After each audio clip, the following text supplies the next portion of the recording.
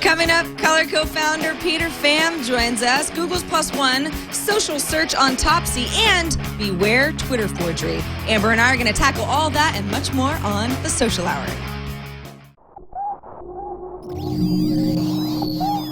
Netcasts you love.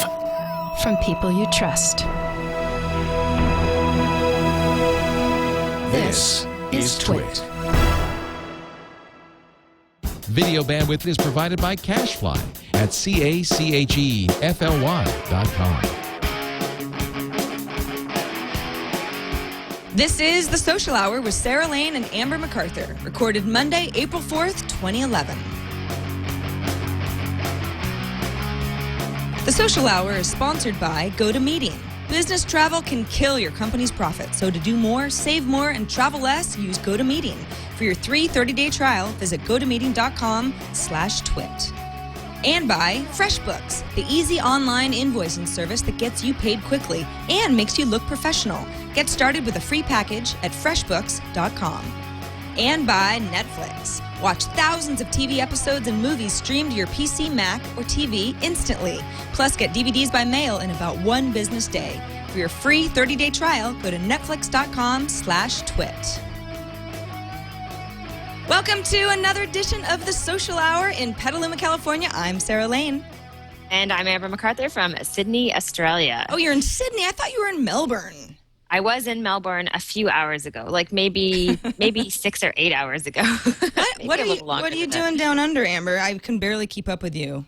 I'm speaking at a conference, of course, so doing a couple of keynotes at a conference down here called Get Schmart, and I'm not just saying it like that with a weird accent. There's actually a C in it, and it's been a lot of fun. So on Monday, I know it's Monday there for you, but on Monday in Australia, I spoke at the conference in Melbourne, and I'm doing another event in Sydney on Wednesday. So funny enough, my mom came with me, and so did my grandmother, because my grandmother hasn't seen her brother in 42 years. Oh my gosh. Yeah, he lives outside Sydney, so she's spending time with him right now. So it's turned into a work/mini family holiday, but we're only here a few more days. But we will get to see the city, so that's very exciting. Well, you're a dedicated individual, Amber. I got to give you that, because no matter where you are in the world, you're always willing to Skype in, even on very little sleep. So, Sarah, thank you for your support.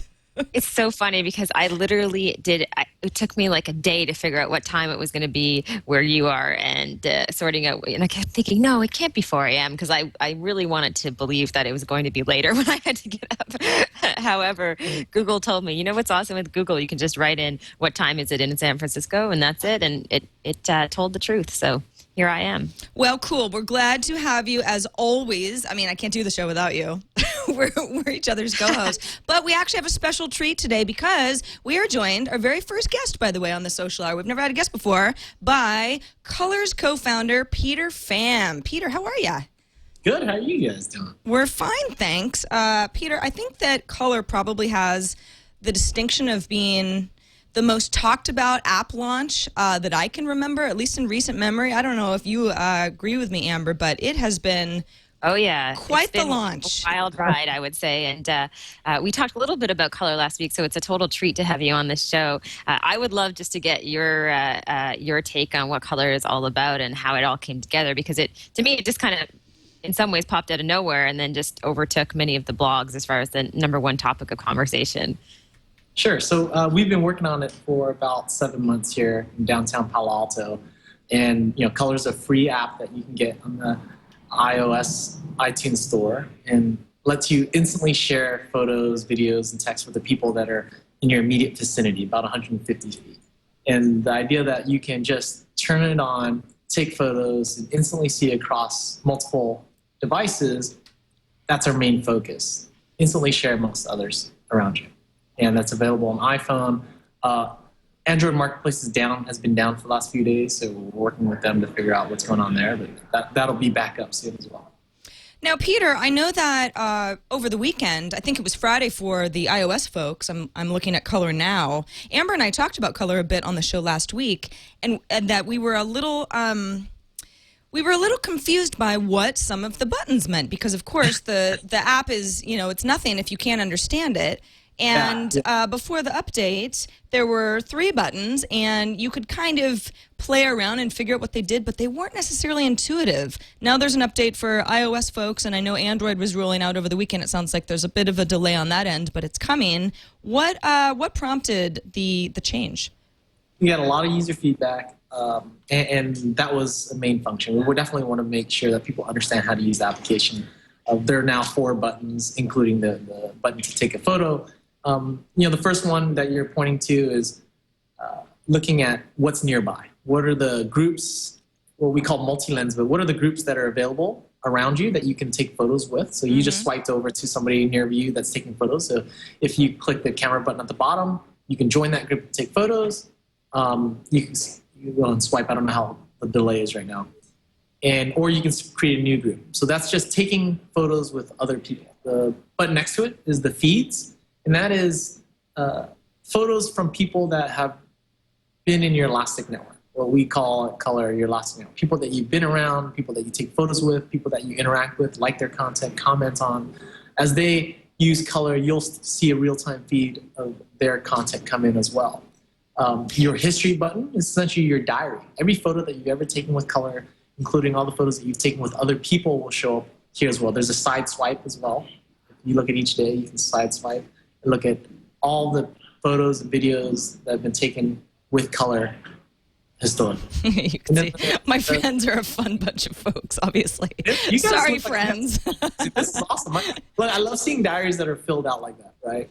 And the last one is just notifications. So people will like and comment your photos. You'll see just notifications coming. So I have sorry, Peter, I was just going to go back just a little bit because I wanted you to just explain the Elastic Network because I know you kind of popped that phrase in there, but to be honest with you, that's one of the things that I found most interesting about colors when I started to hear some of the tech bloggers talk about this concept of the Elastic Network. Could you just step back and explain what that is for people who are hearing it for the first time? Absolutely. So, at launch there was 3 major concepts, and I think we're trying to push 3 really different concepts out into the public. One is instantly share photos with the people who are physically around you, right? 2 is this idea of your Elastic network is, some people are calling it your implicit network, people that you physically spend time with, people that you share photos with, take photos with, interact with on a day-to-day basis. Those in our world are the people that you probably care more about or want to see their content from. And we're trying to build a graph of those people based on those social interactions that you have. That elasticity of the network is based on how often you take photos with them. These might be your coworkers that you're in the office with all the time or the friends that you go out with every Friday night.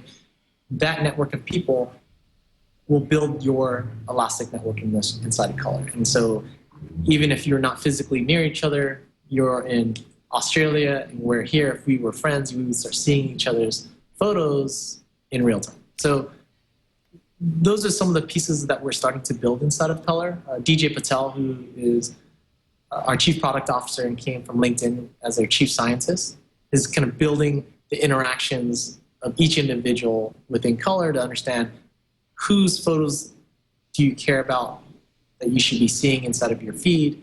When you walk into a room, should you be grouped with them to take photos with them instantly? So there's a lot of data behind what that network looks like. Yeah, Peter, you mentioned walking into a room, and I know that on TWiT yesterday there was a bit of a lively debate about Color's privacy implications. Robert Scoble was one of the guests, and I know that you folks did a really, really revealing audio interview with Robert. It's on Scobleizer.com. It's fascinating, and you were really candid in some of your answers. But I know that Leo Laporte, who obviously is the host of TWiT, was curious as to how audio is being collected, because I know that ambient noise factors into Color a lot, and I think it's a confusing term for some people to get their head around. Taken out of context, think more waveforms. So it's we're not listening to your conversations. We're taking sine waves, waveforms of, is it ambient noise? Is it loud? Is it spiky? So think,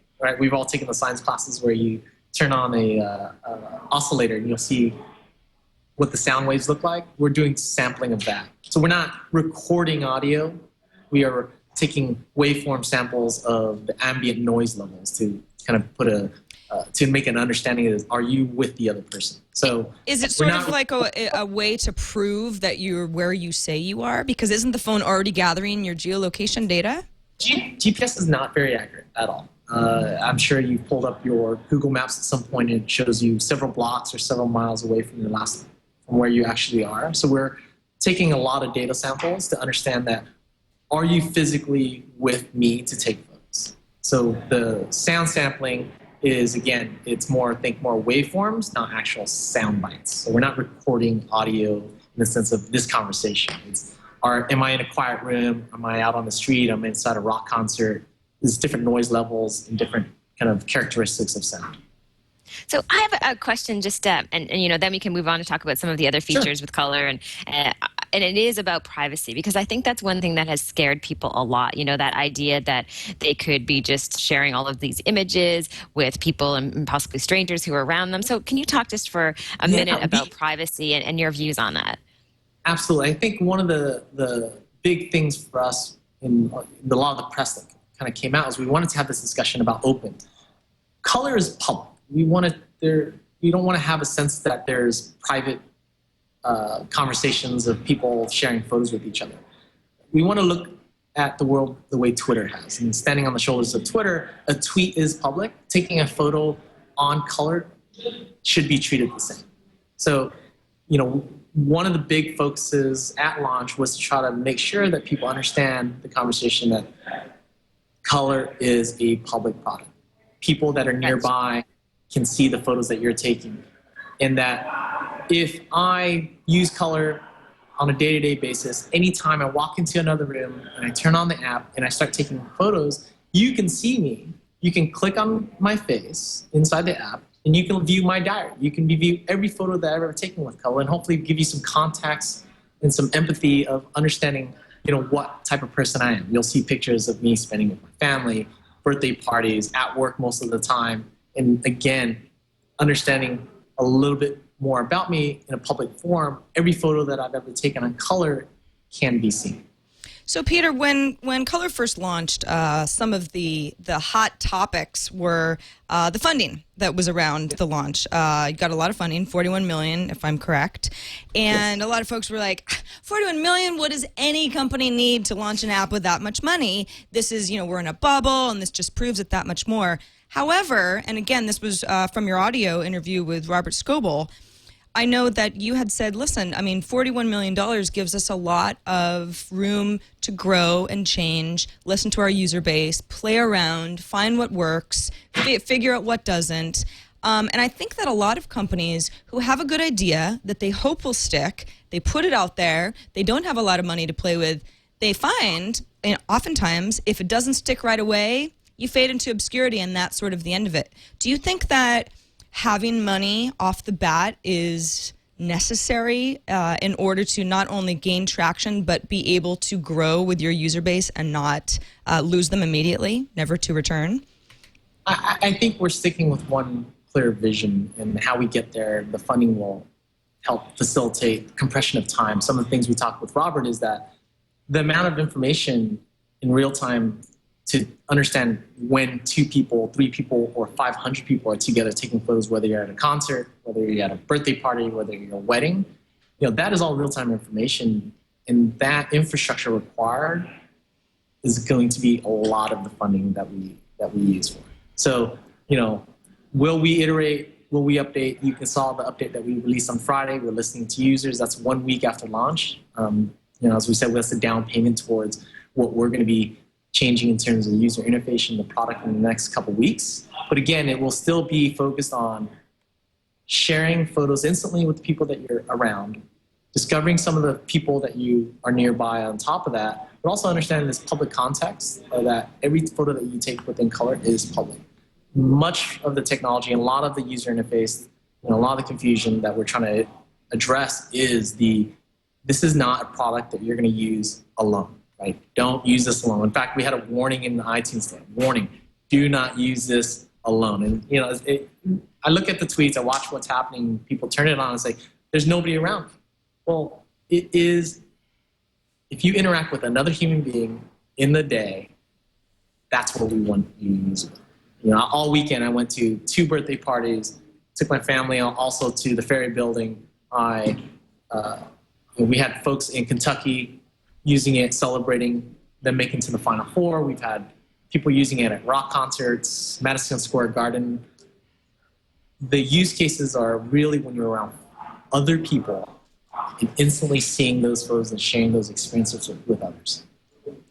Just a fun question for you, and this one comes in from one of our listeners on Twitter, Hate Bad Design. He's just wondering why you picked the name Colors. He explains when you try to search for color in the App Store, you get thousands and thousands of different applications. Obviously, that hasn't hurt your popularity since you've gained a lot of traction over the past week. But where did that name come from? I mean, I think it's a great name, but he is right. So actually, Bill, who's my co-founder here and CEO, he actually has he actually answers it great in Quora, word for word. But the story is he was at Apple before here, but as a kid, one of the things was his inspiration in really getting into technology was Apple and them moving to a colored logo.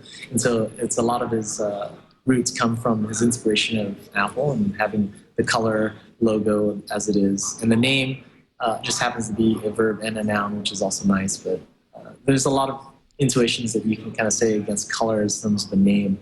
We're trying to definitely bring color to the way people live in the community, the way you share with others. And fundamentally, I think color can be defined in a lot of different ways, but we definitely want it to be a way for people to share instantly with other people.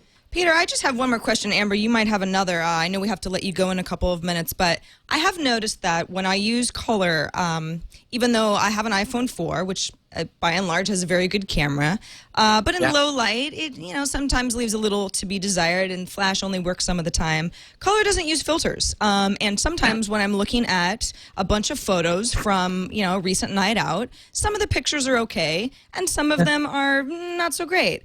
One of the things that many of the other photo applications do is they add filters to make your pictures look prettier.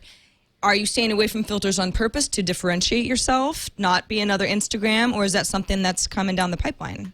Look, we think products like Instagram, Hipstamatic, as photo apps are great. They're beautiful apps, but that's not really what we're trying to do, right? We're trying to create a social sense and a social application where when you're with others, it's about capturing the experience together.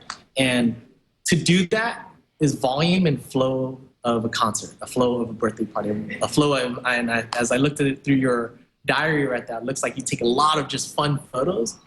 And filters just seem to slow you down. Rather than trying to capture a night out with your friends with one perfect photo that's slightly tilted and filtered, I'd much rather see 6 of you capture 70 photos through the night and give you the ability to really experience what it was like to be there.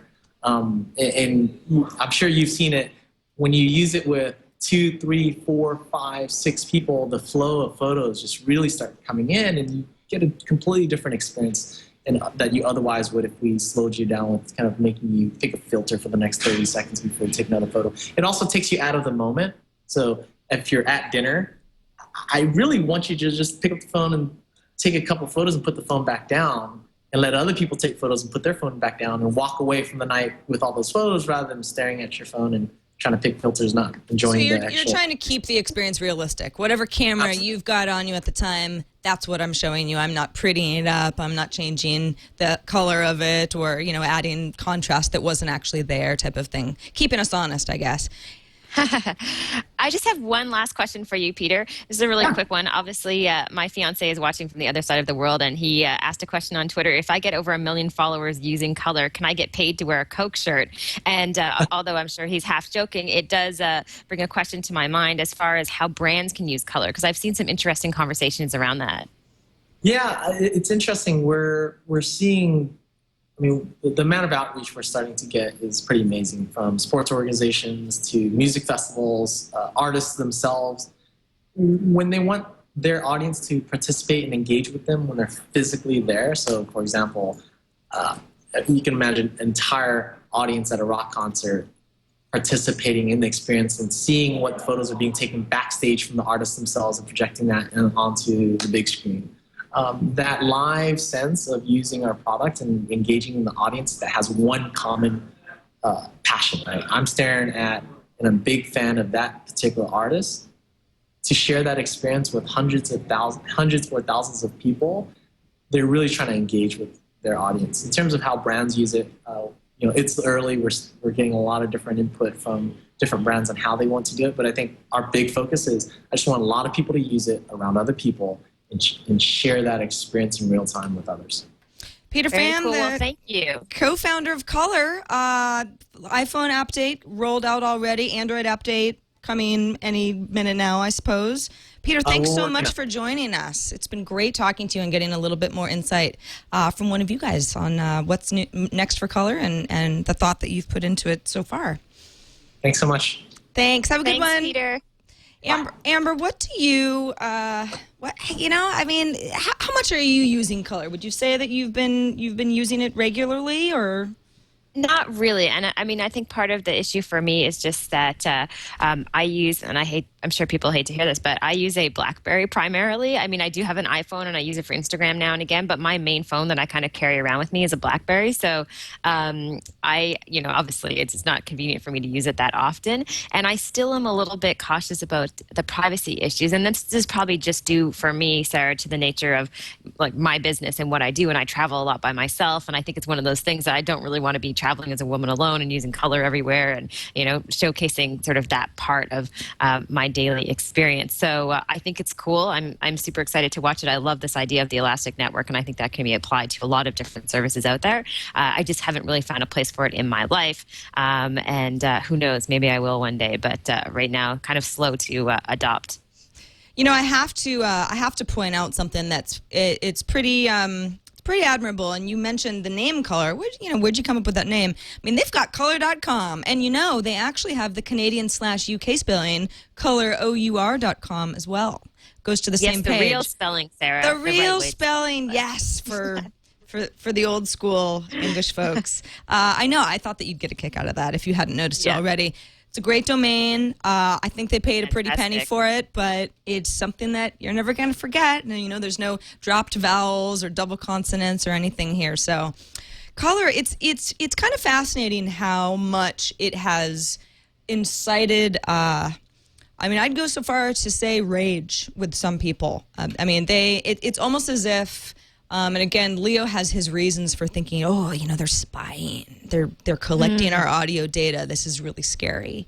And Peter's saying, we're not doing that at all. We're just trying to enrich an experience and using data in different ways that other people aren't using it. So it's interesting to hear the multiple sides of the story on if people like Color, if they don't, and why they don't. I know, again, you saw my stream. It's like, I have a lot of friends my boyfriend was at a bachelor party over the weekend, and you think bachelor party is the kind of place that you don't share photos from historically. Well, no, they're living in the now. So they shared the entire weekend with the entire internet, and we pretty much know where they were every moment of the day, except when they were sleeping, passed out by the pool or whatever. So yeah, it's good stuff. Well, I think it's one of those things, and I know people that some of the management team from Color has said this before online. It's like any service on the web. Obviously, if you're concerned about privacy, then don't use it, right? I think that's the best message and advice we give to people out there. If it's an issue for you, then maybe this application is not for you. And some of these tools just aren't for everybody, right? It doesn't mean just because it's the hottest new thing and it should fit in your life. Maybe you're more of a Facebook user because you want to be able to control that environment a little bit more. Absolutely. Before we move on the social hour, that was fun. I enjoyed our first guest. That worked out really well. Peter seems like a really good guy. Wanted to come, Sarah. I know. We want to thank GoToMeeting. They're our first sponsor on the show today. Amber and I always mention, we don't live in the same city. We've actually never met. We've never shook hands or given each other a hug or anything. But we have to do a lot of collaboration because we host a show together. And a lot of people may think, there's somebody like that in my life, or many people. Maybe I work remotely for a really big company. If you want to have meetings with people, that could be, let's go over a document together. Let me show you my next sales presentation. Let me train you on the way a new product works. Anything where you sit in the same room with somebody, you collaborate, you share information. If you can't be in the same place as somebody, GoToMeeting is the way to keep you from having to drive across the country, or for me to fly to Australia to hang out in Amber's hotel room with her to go over something. It keeps all of that unnecessary because you can do everything remotely. If you go to GoToMeeting, you sign up. It takes like a few seconds to set up a meeting, and all you're doing is collaborating online with the person on the other end or the people on the other end. It's brought to you by our friends at Citrix. We love Citrix. We use many of their products, and they've sponsored many of our shows, so we've got a really good relationship with them. It's easy. It's secure. If you're worried, like, is somebody going to be able to spy on my sales pitch? Because that is totally unacceptable. Don't worry about it. GoToMeeting's got you covered. If you like them, after 30 days, by the way, your first 30 days are free. So you can just try it out, have a bunch of meetings, see that it's awesome, see that it can simplify your life in so many ways. And, it doesn't matter if you're a small company like we are at TWiT. I mean, we consider ourselves a small company. We still have a lot of people that are remote on any given day. Absolutely. We're not always in the same place. Or a large company with hundreds or thousands of employees, and there's no way you're going to get everybody into a meeting together weekly or monthly or ever. It's awesome. You can try it out for 30 days, and if you love it, $49 a month for unlimited meetings. So if you're a meeting person, or even if you hate meetings, sort of like me, and you would much prefer to let's just remote. Let's use GoToMeeting instead, and we don't actually have to hang out and eat lunch next to each other for the rest of the day. This is your ticket. GoToMeeting.com/TWiT is our special code. Let them know that we sent you there, because then we get a little pat on the back from them and everyone's happy. And we thank them so much for their support of The Social Hour, episode 2, Amber. We're not doing too shabby, huh? Doing pretty well, Sarah. I'm loving the show, and I know we've gotten lots of feedback and response online as far as the topics of conversation. We have a ton of great stories to talk about today, just so many things going on. Probably the first story that we should mention is Google +1, and I know you threw this into the mix there, and this is pretty exciting. Yeah, I mean, this seems like we're looking at Google's, anybody who's listening to the show, Google's official page, blog post where they said, okay, we are getting into the social search arena. And you think, okay, well, Google has Google Buzz. They played around with Google Wave. Neither of those have gained the traction that obviously Google would have wanted. What is +1? I think a lot of people are kind of confused about that. And I don't know about you, Amber. Why don't you explain to folks what Google +1 means to you? Do you see it as like a Facebook competition tool? Yeah, I mean, it is kind of like increasing the functionality of your searches by adding the ability to get recommendations from your own networks online. So if you're searching for something, then you may find out that, one of your friends or someone in your family also liked that and thought it was cool. And then it's almost like you have an instant referral from people. So it becomes kind of interesting. And I think it goes back to this whole concept of search and how search is changing. I just mentioned this yesterday when I was speaking at this conference, that I rarely search for anything anymore because I rely on my own networks to tell me, I'm in Sydney right now. Where should I go have lunch? Where should my mom and I go tour around? I go directly to my network. So this is almost a way to make search more relevant and more social today. Okay, so I'm just looking at the Google site right now, and this is great for people out there who want to try it out. It says as soon you can opt into the launch by visiting their experimental search site. Have you done that? I have. And it's funny because when you look at my profile, here's my Google profile, by the way, with +1s enabled. Let me zoom in on it a little bit because you'll see it in my little tab. So this is my Google profile, which I think has actually, I have sort of silly pictures in my scrapbook, Lady Gaga being part of it. But my +1 tab is the way for someone to very easily, and by the way, my Google profile is public, so anybody can see this, to see what I have +1'd. We've been joking around TWiT, Amber, that +1 is a very weird verb.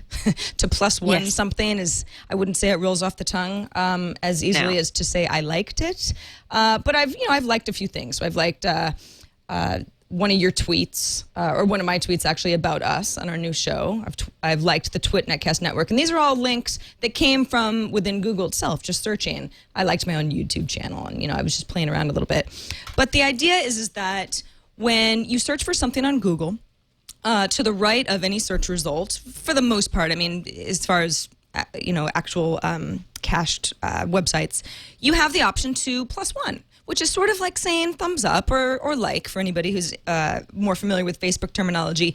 You don't have an opportunity to -1. So it's not sort of the dig situation where you're either voting something up or voting it down. You either ignore it or you like it. And the idea is that if I like the TWiT Netcast and Amber goes searching for the TWiT Netcast, she will see, because we're connected via Google, we're Google contacts with each other. And that's important. It's not just anybody. You're not going to see how many people in the world have liked something. It's your social circle within Google. So that's GChat, contacts, or people that you follow on Buzz. So Buzz is still somewhat relevant here. And it's supposed to give you a better idea of if something's more relevant to you based on what your friends like. Amber, I don't know about you, but I think that the Facebook like button has been really influential to me, because I'll go to a website and I'll say, oh, wow, 64 of my friends, you see their little widget over on the right-hand rail, like this website. I should maybe read it more, or maybe I'll even like it myself just because we have common interests and it seems like something that we're all into. I think that these types of services can really kind of help drive user engagement in different ways. What do you think? I totally agree. I mean, again, I think that with Google, I get back to the point is, with search, I mean, I don't get me wrong, I use Google all the time, but I just find, if I search for Restaurant Sydney and I get millions of results, it's just not relevant to me anymore. So they had to kind of do something to get into this game, and obviously +1 is it. Like you, not a huge fan of +1. The name, it doesn't, like you said, it doesn't roll off the tongue. Obviously, they didn't want to use like because that's kind of Facebook's thing. But we'll see what happens with that and how successful it will become. I'm not overly optimistic right now, and again, I think it's just based on the fact that I don't know how many people will understand kind of what it is and how it works, beyond kind of the online population that's on the web all the time. But we've seen Google before kind of obviously roll out these great hits, so we just have to keep an eye on it and watch and see what happens in the future. Absolutely. I mean, I think if anything, you look at my Google profile here and you've got my about information. This is my bio, and of course all the links to other websites that I'm involved with, which is, in a way, I like this about Google profiles more than I do about Facebook, because it seems like Google is really encouraging you to follow links away from the profile, no problem. And then you've got, of course, my Buzz activity. I'm not using Buzz at all lately, so, I mean, for the most part, this is useless to me, but anybody who's using Buzz, obviously that's helpful. Links to Picasa web albums, I don't use too much, but they're certainly there, and a lot of people do. And then the +1 section, so you go, wow, I mean, when I look at this, I say, this is Google's Facebook profile. I mean, they're trying to build profiles that have a lot of information, and when they're adding what I've liked around the web, that adds a whole nother dimension of a profile. But it is somewhat strange, and I have to assume that they're going to be adding in what my friends have also liked into that +1 tab at some point. Otherwise, it's kind of just me throwing out a bunch of links, which, as we know from Google Buzz, if you're not engaging and there's not a lot of context there, it can just seem promotional and sort of irrelevant. Yeah, definitely. I wonder too, will they ever add, +2, +3 if you really like something? Yeah, really. It's going to go from there. Sarah, there's something else I wanted to talk about that, just to talk a little bit about Twitter, because I think every week on the show, what we're trying to do for people who are listening for the first time or watching is really cover the social landscape. And that means almost every week we'll end up having a Twitter update or a Facebook update. Mm-hmm. I just wanted to share one link that I found on Lifehacker. Huge fan of the site, and I know you are too. Absolutely. And it is the top 10 uses for Twitter that indulgent. And one of the reasons I wanted to share this is I realized, I think we understand how Twitter can be beneficial, but the average person that I meet, when I mention Twitter, they think, well, why would I want to tell people, what I ate for breakfast? You have that same excuse all the time. People aren't going to care that I just went to the grocery store. So this is just a fun little list and has some great ideas in terms of how to use the tool, finding everything from finding a job, using it as a quick access cloud notebook. So if you want to place to jot down some ideas and keep track of them, getting alerts and inspiration on pretty much anything. And the list of things goes on, including getting instant customer support. And you had that great story last week about, I think it was Verizon, how you got customer support from them. So if you know people out there who don't get Twitter and they think it's all just a place for people to go and just dive into their own lives and overshare, this is a fun list to send them off. And that's available at Lifehacker and in our show notes, of course. Amber, I love this list, not only because it brings up some things I had never thought of. For example, users of alert systems like Remember the Milk. They use that as an example. It's like you can DM reminders to yourself with keywords that Remember the Milk will take out. And if you've got to pick up, I don't know, whatever for the Mexican feast that you're throwing for your friends later on, there are ways to use even DMing to your advantage. There are also, and I think that in talking to Peter from Color, he was saying, hey, we've got a little Android issues right now. We'll be up and running as soon as possible. I'm sure that in their Twitter feed for Color, they're saying, Android users, please stand by. We know there's an issue. We'll let you know as soon as it's back up or available in the App Store, whatever the problem is. And then, they'll update with another tweet letting their user base know that things are working again. I don't know about you, but I follow so many company Twitter accounts for this exact reason. Me too. Because yeah, definitely. Things go up and down, things happen, and if I see that in my stream, then I know. If I know that Instagram is down, for example, they're another company that's really good at this. If I know that they're down, I'll just wait until they say that. I'm not going to be going to my application and trying over and over and over because I know something's wrong, and they'll just let me know something's going on behind the scenes, server maintenance, whatever. So this Lifehacker article definitely gave me some good ideas, and some of the ideas I'm already using, but I really agree with that it can be helpful.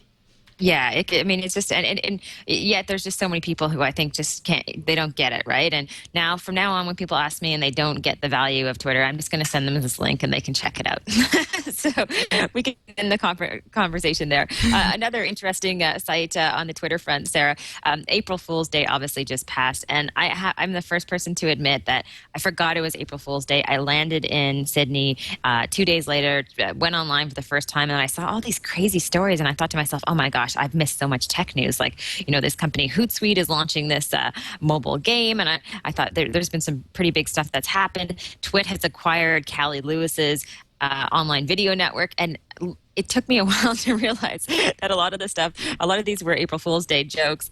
A site that I also just read about, Tweet Forger, which isn't just for April Fool's Day. It's fun for anyone. It allows you to essentially forge a tweet. So you can pretend that someone else has sent out a message on Twitter by putting in the tweet, the message itself, as well as the person's username. And then it looks like that person has created that Twitter message. A little bit scary because I think you can fool people by sending them links to this site. However, the good news is, of course, this is not real, and this message will not appear in the person's Twitter stream, but you can have a little fun with someone nonetheless. So, I forgot my pants. So for example, that type of thing, what I did was, everyone saw, I tweeted that out. Well, this is, again, it's not actually a tweet. This is a permalink to a page that you could send to somebody and give them a mini heart attack before they realize that it's a fake. This is a forged tweet, kind of tumbled out, I don't know, maybe 10 seconds after I created this page. But even if it hadn't, anybody who's familiar with Twitter can see when it shows you where a tweet came from. It says, via tweet forger, retweeted by 0 people, it's fake. That said, Amber, I think you and I both know that people, especially when they're busy or distracted or whatever, can glance at something and be like, oh my gosh, I can't believe that person just said that. And in their mind, that's what's happened. So folks, beware of the tweet forgers. Beware, especially journalists. I mean, because in the newsroom environment for a lot of journalists is that you're turning stuff around so quickly, and Twitter has become such a source for journalists out there just to get information and to share what everyone from politicians to celebrities are doing. And I could really see, you know, in the quickness of the day that a journalist has, if someone sent them something like this, they may believe it. So everybody needs to be cautious out there and make sure, verify their tweets if possible. Absolutely. Not only do I feel like we need to brand certain segments on the show. Twitter obviously is just, I mean, that's an obvious one. That's one of the biggest social networks out there. You can't go 5 feet without somebody tweeting something or reading about it or hearing someone complain about Twitter. Facebook is the other big guy. I mean, I think Twitter and Facebook, well, and Google certainly more and more, are I guess big three. And there's always Facebook news every week, and so, you know, we're not a Facebook show, but we certainly want to be covering Facebook news in a little Facebook segment. One day we'll get nice little splash pages for all of our stuff in a future show. One day. But for now, Amber, I know you sent me a really cool article about people doing good work on Facebook. Yeah, so this was kind of neat. You know, I'm always keeping an eye on what some companies are doing out there and how they're using Facebook, because it's become such an amazing platform for people to brand themselves, whether you're an individual creating a presence online or you're an organization trying to build community. So Home Depot has been using crowdsourcing to raise money for a bunch of good causes. So the program's called Aprons in Action.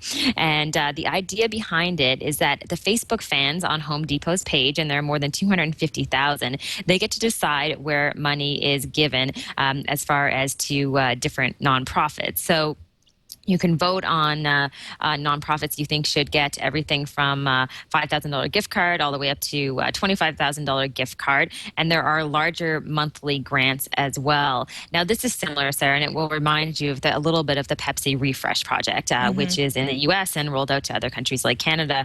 I think the difference with this is that with the Pepsi Refresh Project, for people familiar with it, it's a fantastic program. It also involves a lot as far as the application process and talking about why your organization deserves to get the money. This is almost like a simpler way for people to decide how the Foundation for Home Depot is going to give away $30 million over 3 years. And it's not as though, and this is the thing that will scare people, it's not as though the project's featured as one gets everything and the other one gets nothing. All projects that are featured will get at least a $5,000 gift card. And this was the thing to me that really makes this work, right? So it's not about having favorites and, okay, this one nonprofit has this huge online community, so they're going to get all the money, and this other one isn't going to get anything. I love that Home Depot made sure that everybody involved in all the feature projects do get something.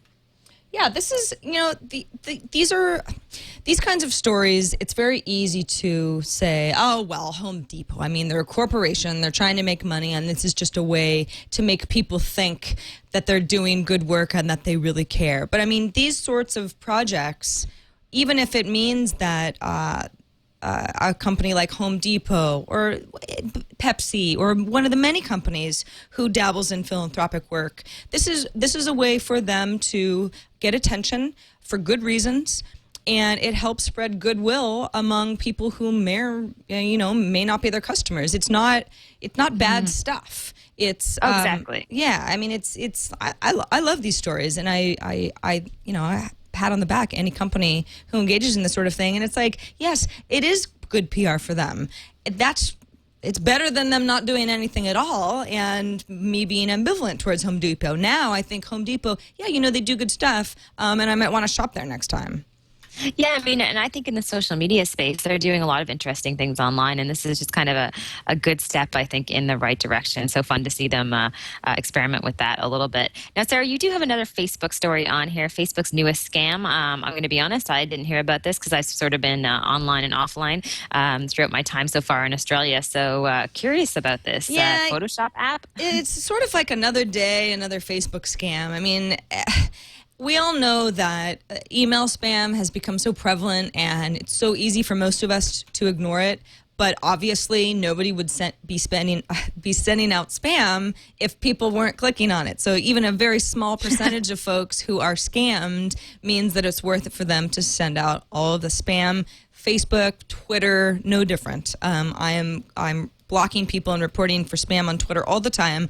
I have not run into a lot of Facebook scams, but I know a lot of people are fooled by them. The latest one, they're starting to get smart too. This one comes from The Atlantic, the story. But the idea is that when you're within Facebook, let's say you've got a lot of friends that are on chat, you can of course toggle whether or not you want people to see you on chat, but let's say that they're able to send you a chat message. And by the way, with Facebook chat, it's kind of like it's a chat message, but you can respond at any time via email because Facebook wants this whole new way of emailing and chatting rolled out. Anyway, somebody can send, if for some reason they've been gotten into the scam, I might see an email or a chat message that says, hey, sent you, look, check out this Photoshop I made for you, and there's a link. Okay. Well, so you and I go, oh gosh, that sounds like, I would never click a link if you sent that to me because obviously it's some sort of phishing scam or something. A lot of people are fooled by this sort of thing. And apparently this particular scam, at least by the time that this article was put out, which was earlier this morning, it was getting 88,000 clicks per hour from within the Facebook community. 88,000 clicks per hour. That's that's a rapid scam spreading throughout. What's weird about this scam is that when you read about it, it doesn't really seem like anything is, it's not as if there's some malicious attack going on people's computers. I guess that there's some sort of information being gathered, but the whole point is that once you get involved in something like this and you spread it, if you were to click on that link, if I were to click on this, I made a Photoshop link that Amber sent me. What would happen then is that I would be spamming all of my Facebook contacts that were on chat, provided that I was logged into chat. And so that's how these sorts of things go viral and end up affecting a lot of people. It's unfortunate that Facebook is going to be privy to many of these scams, but that's just kind of the way it's going to be. I think that it's just a good opportunity to remind you that if you have access granted to a lot of third-party applications, these sorts of stories are a really good reminder to just go into your privacy settings on a regular basis and make sure that everything that you've granted access to still makes sense to you. If it's a company that you don't recognize or you don't ever remember granting access to, just revoke, press that X and get rid of it. And, even if it's something that, a service that maybe you granted access to but don't use anymore, or, it's just like clean that stuff up because you don't want to grant too much access to services because you start losing control of your privacy and things start happening on Facebook that you go, I didn't know it was going to act that way. So I think it's just one of those things where you have to keep monitoring it. It's like your LinkedIn profile. You have to go back and go through it and make sure, wait a second, I've got a new job now. I've got to update things and I've got to move things around a little bit. Yeah, it's like spring cleaning, right? You got to clean up some of your different social networks and just stay on top of them. And always be careful when you're out there. And the same thing happens to me when there's been Twitter scams where someone sends a picture that says, you look really great in this video. You always have to be careful. Those type of messages that don't have a lot of context or personalization. So this is just another example of that. Sarah, also, not speaking of scams, but speaking of cool services in our Spotlight segment, I think Leo had sent us a link to Topsy. I love Leo's emails, Sarah. I'm sure you do too. But literally, a new service comes out that he thinks is interesting. He sends us an email and, it just has the name of the service and the link. And you always know it's something cool. And this is no exception to that. Yeah, this is called Topsy, Topsy.com. And it's I'm not sure if, I know Topsy's been around for a while, 2006, I think, they say in their About section. And I'm not sure if I'm just familiar with it because I remember the name or if it sounds like something else. But in any case, what this is it's a real-time search based on influencers. So there's that influencers term where it's depending on the people who let's say, are retweeted the most or have the most Twitter followers or engage the most on Facebook or for whatever. There are, many different parameters as to why somebody would be a higher influencer than another person. But it's kind of like it's creating value to the kind of links that are sent around and who is sending them. So, for example, right now, at the top of today's Topsy trending topics is an article about climate change from The Economist. So probably retweeted a lot, maybe a lot of comments on that page as well. But Topsy's kind of interesting because they do more than just, a search page. Okay, that's cool. If you go to the About Us section, they have all sorts of neat tools. For example, a retweet button. And this is really cool for anybody who runs a WordPress page or even another blog and is at least comfortable enough with code to be able to copy and paste a little code and add a handy retweet button. You see these all over the place. A lot of the big sites use them. Sometimes they're customized color-wise or size-wise. But Topsy has a couple just default retweet options. You can see one is more of a square and one is more of a short or a long and skinny. And they also give you a variety of colors that you can choose from. This is really cool. I don't have this running on my website, and I don't really have a good reason, but I thought, this is awesome. I'm going to install that code on my Squarespace blog now, or when we're done with the show anyway. That is so neat. Cool, it's funny because I just went in, I'm just kind of exploring it a little bit now, and I went into an area called experts just to get a sense of what area that was all about. So you can search different experts and what they're saying about particular brands or companies or organizations. So when I search for Porsche, for example, I find out that, or Porsche, I don't know how you pronounce it, but I find out a bunch of people who are talking about that particular car who obviously have some type of traction online and credibility. So a great way to just get a sense of what some of the more influential people, like you said, are saying out there. And there's photos and videos and just a slew of information. I know, I feel like I've heard of this before, but I for some reason, I don't think we've checked it out. We should try to get them on the show, maybe, Sarah. I would love to. Yeah, I mean, they sound like they're right up our alley.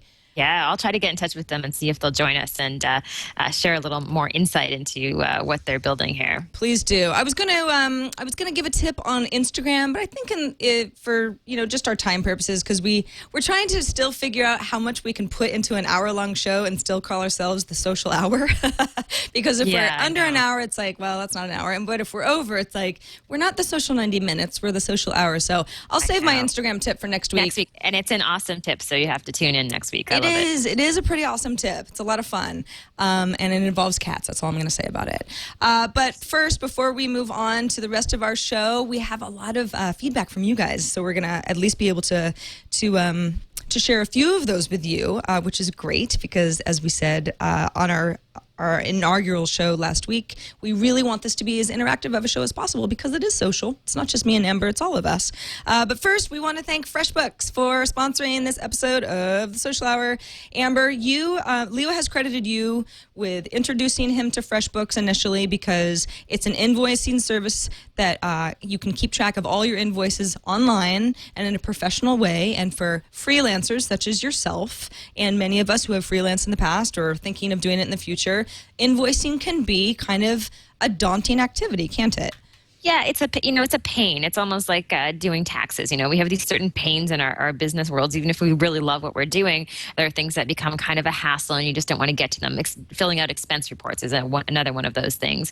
What's wonderful about FreshBooks is if you are an individual or you're a company and you want a better way to manage all of your invoicing with clients or tracking time, if you're a freelancer working on a particular project, FreshBooks makes it so easy. I've been using them for a few years and I have to say that it has entirely cleaned up my invoicing process. You're also able to go in and send expense reports as well, and really just manage all of your accounting in one place on the web. So super, super handy for anyone out there who finds the process of sending invoices to be a little bit cumbersome. And I highly recommend it. It's so simple, and I send invoices to people in different countries in the world, and it just makes it an absolute cinch to do. It send update reminders. Sometimes people don't pay on time. A lot of times people don't pay on time. So it makes it really easy to send a quick email reminder and then keep track of your payments if someone has paid you. So at the end of the year, you can go in and see all of the invoices that you've created, all of the money that you've brought in, any outstanding invoices,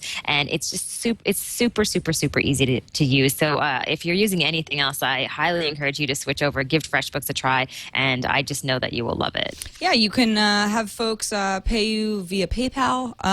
They have a bunch of other online services, payment services that I didn't even know existed, but if you're using one of those other ones, I bet FreshBooks is using it too, or they can pay via credit card, or if you're one of those people who's old school, or you work with a company who is, and everything needs to be sent via snail mail, that's cool too. FreshBooks will accommodate you.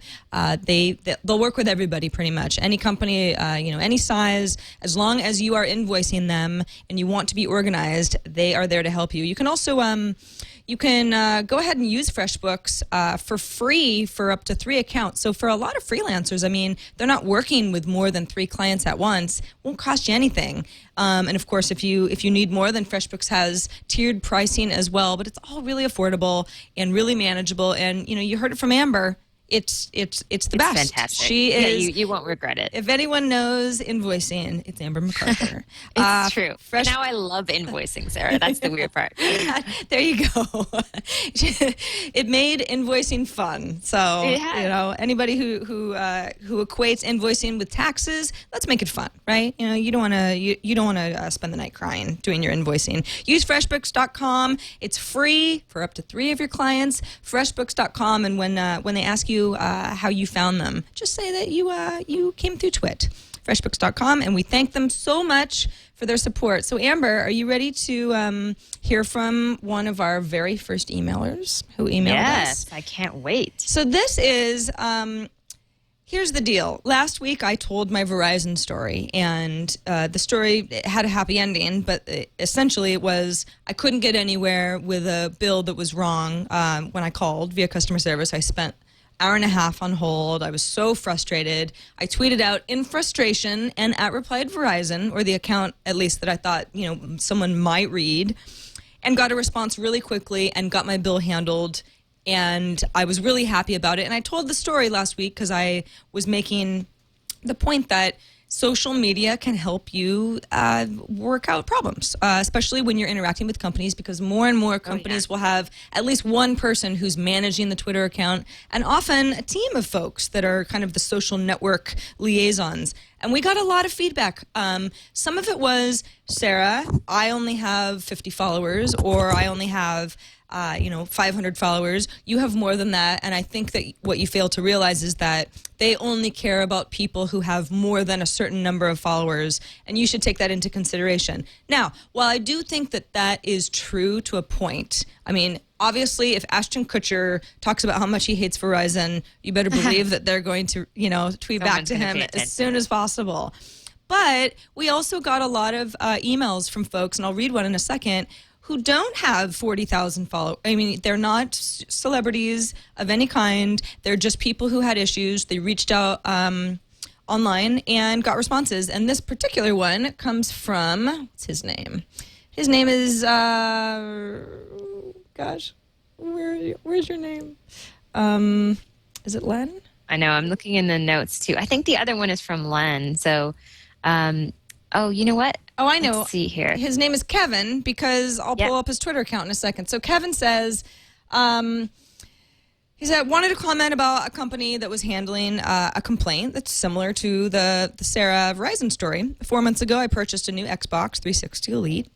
I already had an Xbox, and I, had it for 2 years, never had a red ring of death, loved it. Get the new Xbox. After 2 weeks of having it, it breaks, won't turn on. Like Sarah, I was just frustrated. I didn't even really expect a response, but I lashed out on Twitter. He even linked me to the tweet that he lashed out with, where he says, 2 to 3 years of old Xbox, no RROD, no nothing, 2 weeks of new improved Xbox, and it breaks. I need a haircut too. So obviously he wasn't necessarily trying to, he was just kind of talking. I mean, he was just venting his frustration. Turns out that right away he got a response from Xbox support via Twitter as well. So I mean, this is all in Twitter's history. Hey, what's going on with your new Xbox 360 console? Send us a tweet. We're here to help and respond quickly. He did. He gave them a little more information about what kind of error he was receiving. And they wrote back, hey, thanks. PSU unit is dead, gives a red light. I use Xbox for a lot. Xbox would turn on, or that's what he tweeted to them. And they wrote back with a link that was like a support forum and said, check out that guide. Let us know if that helps. If not, let us know. Anyway, in short, Kevin's story ends up well. He was really thrilled that he had heard back from Xbox. They did help him. He solved his problem. It turns out that he needed a new unit. But, I mean, this saved him the trouble of being on the phone with somebody who maybe doesn't know the answer, wasting a lot of time. Oh, yeah, wasting time. I mean, that's the biggest thing. I mean, quickly on Twitter, you can obviously, if you have a customer complaint, you can just quickly send it out and kind of wait around and do other stuff at the same time. You know, you're not kind of tied to the phone. And there are so many examples of this. So hopefully more companies jump on Twitter and are there to kind of help people along. And they're actually listening to what people are saying. Because, I mean, I know a lot of people are maybe abuse it but I think the reality is it does become an amazing channel for people to actually get through to a human being, which is something we all crave, instead of these automated support services and phone lines. Actually, funny enough, someone, Rob on Twitter, just wrote that Microsoft Twitter support is amazing.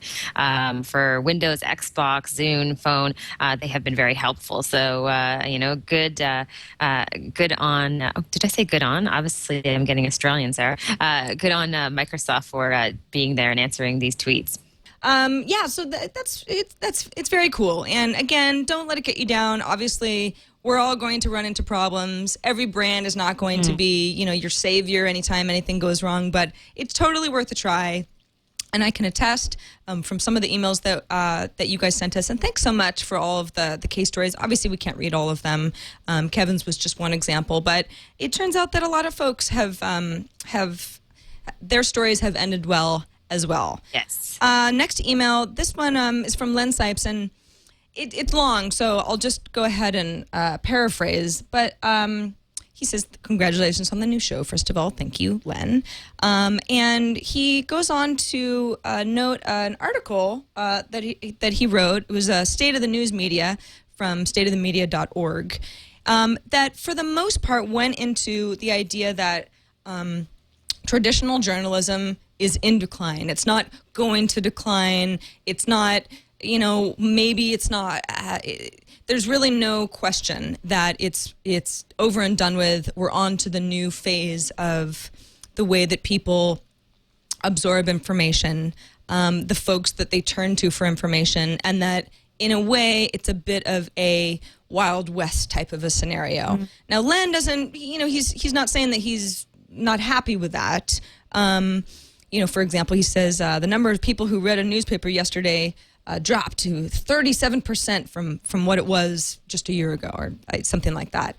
And he gave me a lot of stats. But essentially, Len is kind of like, listen, I'm not saying that this is bad. I'm just saying that this kind of scares me because I think that there is something to be said about well-trained journalists. I mean, I totally agree. I think it is sad in some ways that a lot of these journalists who are obviously so great at what they do that their jobs are potentially in jeopardy. And I think the good news, hopefully, is that some of the journalists who are really experienced are kind of adjusting and adapting with the times. They're figuring out ways to kind of innovate and make sure that they're continue to be relevant. They can still do their jobs, but when you get really good journalism, I mean, if you watch Frontline, for example, and get a really good report, then you realize the value of having people out there who are doing amazing storytelling. It's great that you can tweet and take photos and everything, but people who are photojournalists and print or broadcast journalists, when they're really good, we still need that context and those articles that allow us to go deep, because so much of our lives right now are kind of spent on the surface, right, Sarah? You're getting little bits of information and you never get to dive in. And now I really value a lot of that type of reporting. This one is from Brian Goddard, our very first voicemail. Hi, Sarah and Amber. This is Brian Goddard calling from the UK. Just a couple of comments about show number 1, which I thought was absolutely great. It's very refreshing to have a new show, something in my lineup that I can listen to now. The whole aspect of talking social, but more importantly, letting people in on how and why companies are doing certain things and how to use the product. I think that's an excellent idea. I'm glad you're doing this, and I look forward to being right through to your celebration of whatever number you get to.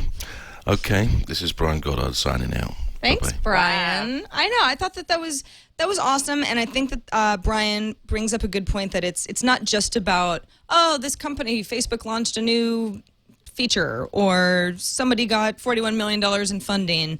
We're also going to try to do our best to help people use tools and give tips as much as possible, and send along your tips that you send us, and make it not only informational but something that you can actually take away. Something that you can use. Yes, well. News you can use. I love that expression. Do you?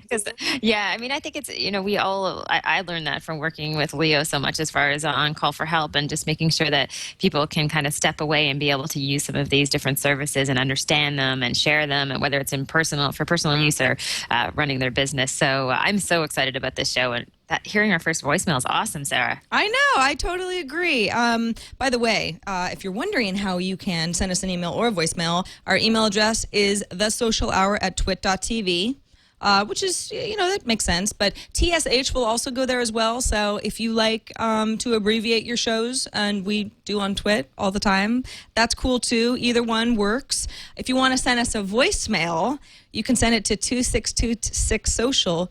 And to help you remember, we actually have Ian, who made our very first jingle for us. 262-6 social. I love it. Awesome. Let's listen to that one more time. I know, I love, it makes it sound like it's very spa-like. 262-6 social. Thanks, Ian. That was awesome. We'll try to play that every week. It's got kind of like a nice reverb on it. Hey, And I know, I love it. It's great. Bring more of that, please. Those are fun. It's fun That to be is able awesome. to be able to play the stuff that people send us. Yes, Amber, before we go, we actually have a third sponsor, and that's Netflix. Netflix is a new Twit sponsor. We're very excited about. Isn't that great? I know. It's like, yay, we're doing well. No, I'm just kidding. Netflix is, Amber, how much do you use Netflix? I'm not going to ask you if you use it, because I know you must. Yeah, Netflix just launched in Canada, so very exciting for a lot of Canadians up there. An amazing service. It was a little bit later coming to Canada than the U.S. However, it is getting phenomenal adoption rates, and especially with some of the new announcements and new access to better content, and content that you just can't get anywhere else. Yeah, I agree. Netflix is awesome. I mean, if you want to watch the entire Twin Peaks set on streaming, you can do that now. It's actually one of their new streaming offers, so I'm very excited about that, even though I already have the box set on DVD. Netflix is, for anybody who doesn't use it already, it is the best way to either get DVDs sent to your mailbox. You don't even have to think about it. You just sign up for an account at netflix.com, put some movies in your queue, you pay a monthly fee, and you just get DVDs in the mail. They just magically appear, except that you tell them which DVDs you want, or streaming. Anybody who's familiar with Netflix streaming knows it is just the easiest thing in the world. I actually have a Netflix-enabled Sony Bravia TV, so I don't even go through my Apple TV, which you can do. I don't need to watch movies via my PC, but you can. So, you have a lot of options as far as the way that you want to watch streaming movies. The streaming is really the way that I use Netflix, but a lot of people prefer the DVD, or they want to get something on Blu-ray, so that's cool too. Netflix wants to give you those options, but it is great. You can with a couple clicks of a button, watch an entire movie. I don't know about you, Amber, but with streaming, I've been very happy. I don't have buffering issues. The quality looks good. And it's nice to know that I can access my Netflix account from a friend's house. Sometimes, you might not be at home, but you know that you've got a queue full of 4 movies. You can just sign into your account, and you can watch it anywhere. So there's very much a video on demand and on location demand element to it as well. So we love Netflix. Awesome. I'm so excited that they're a sponsor. I guess I missed that in the notes, Sarah, but... yeah, they actually came in. They were a sponsor while Tom and I were walking around WonderCon, the comic book-ish conference that was happening at Moscone Center in San Francisco over the weekend. And then they came in as a social hour sponsor kind of in the 11th hour this morning. So they're sponsoring TWiT in general. So if you want to try out Netflix, and you can for 30 days, so that's very important. If you're not a user already and you want to watch free movies and television shows, so it's not just movies. I mean, they have a big catalog, but also TV series. Let's start with Buffy. Well, you want to watch all of Buffy, it's going to take you a long time. It's going to take you a lot longer than an afternoon or a weekend. Cool. Just start setting up your queue in Netflix and go to town. Netflix.com/TWiT. Have fun for 30 days. If you like the service, and I promise you will, then you can sign up for an account after that. That's actually what I did when I wasn't sure if I was going to watch enough movies. I played around for 30 days, and I said, this is just awesome. I love it. And now I'm a loyal Netflix user for life, or until something better comes along. No, I'm just kidding. Love Netflix, and we're very, very, very excited that they're our sponsor. Speaking of social hours, Amber, we're kind of already over an hour. I know. We just went a little bit over an hour, but that's okay. Sarah, we'll make sure we try to get back down to an hour next week, especially if we just kind of work out, when we have a guest, obviously, we'll reduce maybe the news a little bit or something like that. We actually, for people who are listening, we actually had more stories than that. We probably had twice as many stories. So I guess there's too much to talk about, Sarah, but we'll make sure we keep it within 60 minutes. Yeah, we'll get our groove. We're two shows in. I bet by show 5, we'll be cooking along, knowing exactly what an hour gives us. And of course, it depends on what guests we have too. It was so nice to have Peter Pham as a guest, our first guest on the show. And of course, when you have a guest, then there's less time to talk about other things. So it's a balance, and we'll get there. Yeah, but I figure it's better to be long and full of good content than to be short with not enough. Exactly, Sarah. It's all good, Sarah. Cool. So just a reminder, if you want to write us, it's the social hour at twit.tv. If you want to send us a voicemail, and we love hearing from you, it's 262-6-SOCIAL. You can always send us a video as well. So if you just want to take a simple, eyesight video or any video that you can upload somewhere where you could send us a link, make sure the video isn't private. Sometimes people have privacy settings on YouTube, and so I can't watch their videos. Just send us a link to anything you want to ask or comment on or suggest. Try to keep those videos 30 seconds is a nice magic number. I know that's kind of hard, but try to do that as much as possible, because then we can feature as many of you as possible. But I think, Amber, that does it for episode 2 of The Social Hour. Show, Sarah. Yeah, it was worth getting up at 4 a.m. for this, Sarah. Well, let me just tell you. I appreciate your dedication. I got to tell you. I don't know how you do it, Amber, but you are a jet setter who has a lot on her plate. So glad that we're doing the show together among all of your other projects as well. Oh, it's awesome. I love it. And next week, I think I'm going to be in Vancouver. But then after that, I'm home. So I'll be doing the show from Vancouver. Not sure where I'll be yet, but I will be on the show. Don't you worry. Awesome. So it should be a lot of fun. Thank you so much, Sarah. Great show. And, thanks to all of our, existing listeners and people and viewers watching, and for all the new people who have come to the show too. That's pretty exciting. Absolutely. Reminder that if you're not watching us live, we record the Social Hour Mondays, 11 a.m. Pacific, 2 p.m. Eastern. Still getting those times down. So join us live if you can, but if you can't, don't worry about it. Oh, and by the way, last week we had our first show, and sometimes it takes a little bit of time for the feeds to propagate through iTunes, and we had a few issues on our end making sure that all of our feeds were pointing in the right directions on our website, which is twit.tv/TSH. Now everything's working. So if you want to subscribe via Zune, that's all available to you. iTunes, all of it's live, or you can just play the videos straight from all of our show pages at twit.tv/TSH. So we're good to go. Everything's working correctly. Thanks for your patience, and watch us however you can. And Amber, I will see you next week. All right, I'm going back to bed. Bye, Sarah. All right, bye.